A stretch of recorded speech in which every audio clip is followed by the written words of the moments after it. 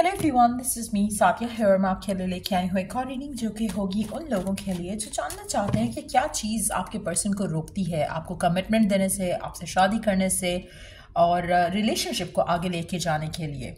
क्या चीज़ है जो उनको स्टॉप करती है, क्या चीज़ है जो उनको वॉरिड करती है जिसकी वजह से वो रिलेशनशिप को आगे ले जाने की बात नहीं करते, वो सब जानेंगे हम इस रीडिंग में। So stay tune. और रीडिंग शुरू करने से पहले रिमाइंड करवा दूं कि ये एक जनरल रीडिंग है, सबके साथ मैच कर भी सकती है और नहीं भी। सो जो बातें, जो मैसेजेस मैच करते हैं उन मैसेजेस को पिक करो और बाकी सब को छोड़ दो। अगर आप पर्सनल रीडिंग्स चाहते हो पेपाल से इजी पैसे से पेमेंट कर सकते हो, सिर्फ तभी रीच आउट करो ताकि आपका भी टाइम वेस्ट नहीं हो और मेरा भी। So let's dive into the weed and let's find out कि क्या चीज़ है जो आपके पर्सन को रिलेशनशिप को आगे ले जाने से रोकती है। Let's find out. आपका पर्सन इनडिसाइसिव है। आप में से कुछ लोगों के लिए आपका पर्सन खुद भी श्योर नहीं है अपने इमोशंस को लेकर। कहीं ना कहीं आपका पर्सन फेजेस में ऑन एंड ऑफ होता है, हॉट एंड कोल्ड होता है आपको लेकर, रिलेशनशिप को लेकर, सिचुएशन को लेकर। आपका पर्सन इमोशनली अपने आप को होल्ड बैक करता है कभी कभी। मुझे लगता है कि इनडिसाइसिव पर्सन दो रीजन से हो सकता है, या तो वो खुद के इमोशंस को लेकर श्योर नहीं है या फिर फ्यूचर को लेकर श्योर नहीं है कि उसको आप as a long term partner चाहिए या नहीं चाहिए हो। Let's see more cards to find more. मुझे लगता है कि आपका पर्सन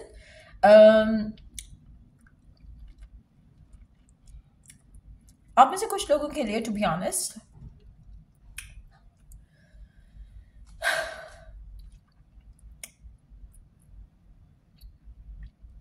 आपका पर्सन ट्रबल्स को फेस करने से भी भागता है। सम रीज़न है जो कि आपके पर्सन को लगता है कि इस रिलेशनशिप को अगर वो परस्यू करते हैं तो बहुत ज़्यादा स्ट्रगल्स रहेंगी, ट्रबल्स आएंगे इनके रास्ते में, जिसको ये फेस करना शायद नहीं चाह रहे हैं। इनको पता है कि अगर आपको चूज़ करते हैं तो फैमिली ओपोजिशन हो सकती है और रिलीजियस बिलीव्स का डिफरेंस हो सकता है, कल्चरल डिफरेंसेस हो सकते हैं जो कि रिलेशनशिप में एज अ ब्लॉक जो है वो कनेक्शन को जो है वो इंटरफेयर करेंगे। सो वो भी एक रीज़न हो सकता है जिसकी वजह से पर्सन श्योर नहीं है कि उसको आपको परस्यू करना चाहिए या नहीं करना चाहिए।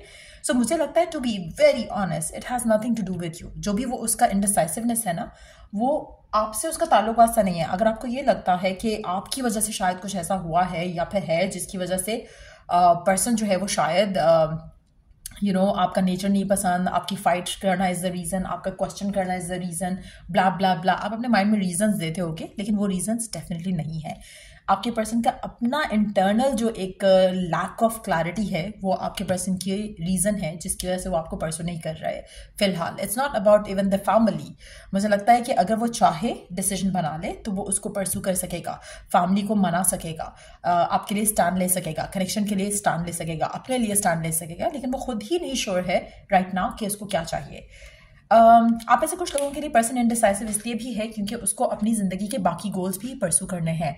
सो चाहे वो कैरियर है, चाहे वो उसका फैमिली की कोई रिस्पॉन्सिबिलिटीज़ है जो कि उसको पूरा करना है, जिसकी वजह से अगैन वो इनडिसाइसिव हो जाता है कि शायद उसको भी लव लाइफ को साइड पे रखना चाहिए। सो वो जो थॉट प्रोसेस है ना, जहाँ पर वो श्योर नहीं है कि उसको, जैसे होता है ना कि आप कुछ लोग बहुत क्लियर होते हैं कि उनको एट दिस स्टेज उनको ये चाहिए, एट दिस स्टेज उनको शादी करनी है, एट दिस स्टेज उनको अपनी फैमिली आगे बनानी है।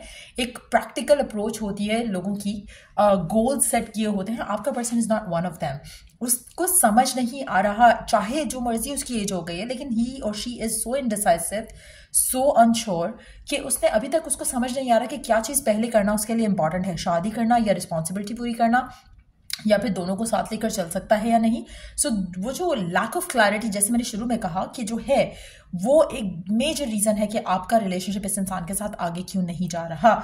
इसके माइंड में मल्टीपल चीज़ें चलती हैं। आपका पर्सन बहुत ज़्यादा चांसेस ऐसा है कि ऐसा हो जो कि एक चीज़ पे कभी भी सेटिस्फाइड नहीं होते हैं। एक गोल है जो इन्होंने अचीव करना है, तो ये उसको लेकर भी they will never be satisfied. Workaholic हो सकता है, परफेक्शनिस्ट हो सकता है आपका पर्सन, जो कि कभी भी सेटिस्फाइड नहीं होता, तो जिसकी वजह से इनकी लाइफ जो है वो हमेशा एक अनसेटल्ड एनर्जी के जैसा रहेगी। ये कभी भी अपने आप से, अपनी लाइफ से सेटिस्फाइड नहीं होते हैं। इनको और चाहिए, और गोल्स इनको लगता है कि जो अचीव भी करते हैं तो उनको लगता है no, I could have done better. तो कहीं ना कहीं बहुत ही प्रैक्टिकल, बहुत ही अनइमोशनल टाइप का इंसान है आपका पर्सन। और अगेन इसके लाइफ में जो गोल्स हैं इसने जिस तरह से सेट किए हुए हैं या नहीं किए हुए हैं, वो एक मेजर रीज़न है जो आपकी लव लाइफ इस इंसान के साथ आगे नहीं जा रही। ये पर्सन अगर डिसाइसिव हो जाए, कंफर्म कर ले अपने आप के लिए कि इसको ये चाहिए, तो ये हासिल करके रहेगा। लेकिन फिलहाल इनडिसाइसिव है, जिसकी वजह से आपका रिलेशनशिप इस इंसान के साथ आगे नहीं जा रहा। 3 ऑफ सोर्ड्स, आप में से कुछ लोगों के लिए आपके पर्सन की लाइफ पे हैवी इन्फ्लुएंस है थर्ड पार्टीज का। यहाँ पे थर्ड पार्टी फैमिली मुझे ज़्यादा स्ट्रांग लग रही है as compared to the third person. Family का इन्फ्लुएंस, काम का इन्फ्लुएंस और लव लाइफ का इन्फ्लुएंस, ये आपका पर्सन लगता नहीं है उसको कि वो सारी चीज़ों को हैंडल कर सकता है, इसलिए वो एट अ टाइम एक चीज़ के ऊपर फोकस रखना चाहता है, जिसकी वजह से आपकी लव लाइफ जो है वो कंप्रोमाइज हो रही है। So again it's not about you, it's about them. उनकी लैक ऑफ क्लैरिटी, उनका lack of decision making power, उनका लैक ऑफ अंडरस्टैंडिंग कि उनको क्या चीज़ खुशी दे दी है, ये सारी चीज़ें आपके रिलेशनशिप को नेगेटिवली इन्फ्लुएंस कर रही हैं और जिसकी वजह से आपके रिलेशनशिप में डिले आ रहा है, आपका रिलेशनशिप आगे नहीं बढ़ पा रहा। Underneath the deck we do have 2 of cups। Person प्यार करता है आपसे, लेकिन ऐसे प्यार का आप अक्सर क्वेश्चन करते होगे कि मैंने क्या करना है, if this person is not taking stand for you, अगर ये आपको वैल्यू नहीं कर रहा, रिस्पेक्ट नहीं दे रहा, टाइम नहीं दे रहा, डिसीजन नहीं बना रहा आपके लिए, तो ऐसे प्यार का आपने क्या करना है। कहीं ना कहीं आपका पर्सन इमेच्योरली हैंडल कर रहा है सिचुएशन को। To be very honest, regardless of their age, person love के मामले में बिल्कुल फारिग है। In terms of emotions, love, relationship, ये सब चीज़ें इसके लिए इसके लिए बहुत ही एलियन है। This person doesn't understand emotions. इसको नहीं रियलाइज होगा। मोस्ट ऑफ द टाइम आप कंप्लेन करोगे इस इंसान से, क्योंकि इसका नेचर और आपका नेचर बहुत डिफरेंट है। पर्सन प्यार ज़रूर करता है आपसे, but at the same time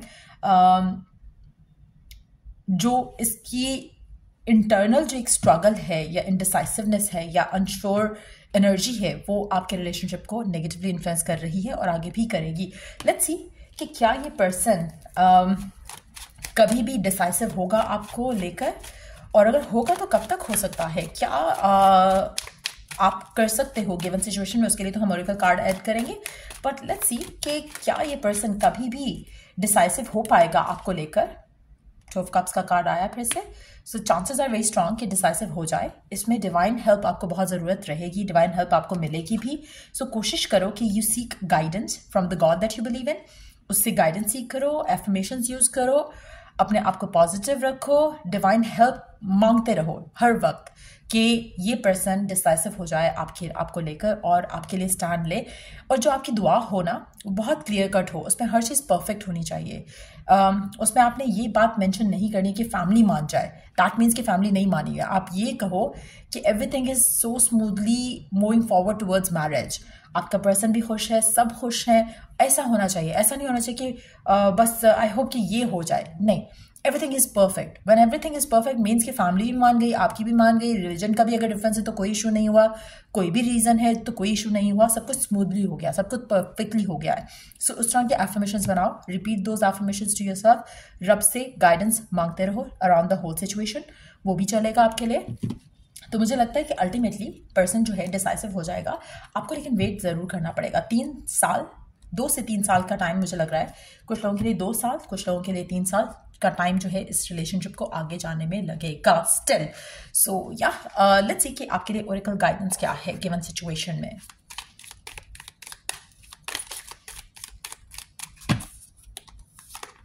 Okay, 2 cards wants to come up. Trust your instincts and unleash the wild within. पहली चीज़, एक तो आपकी जो गट फीलिंग है उसको ट्रस्ट करना सीखो।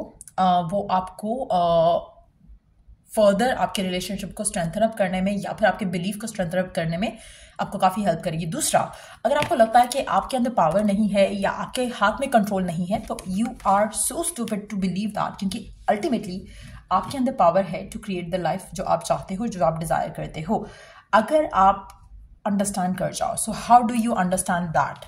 मेडिटेशंस करो, सेल्फ इम्प्रूवमेंट की तरफ काम करो, लॉ ऑफ अट्रैक्शन को स्टडी करो। जितना ज़्यादा करोगे उतना ज़्यादा आपके लिए आपका जो एक टेम्परामेंट है करंटली वो ब्रेक होगा, पॉजिटिव टेम्परामेंट बनेगा। फिर आप मैनिफेस्ट करना शुरू करो, छोटी चीज़ों से स्टार्ट करो, फिर आपको बिलीफ आएगा कि वाकई ऐसे वर्क करती हैं चीज़ें। फिर आपकी वो जो पावरफुल साइड है जो कि मैनिफेस्ट कर सकती है whatever you want, whatever you desire, वो आपके सामने उभर के आएगी और फिर आपका रिलेशनशिप स्मूथली आगे जा सकेगा जैसे आप डिज़ायर करते हो। सो या ये रीडिंग आप लोगों की अगर आपको हेल्प किया हो, गाइड किया हो, तो लाइक शेयर सब्सक्राइब जरूर करो। Till I do the next reading आप लोगों के लिए टेक केयर, बाय।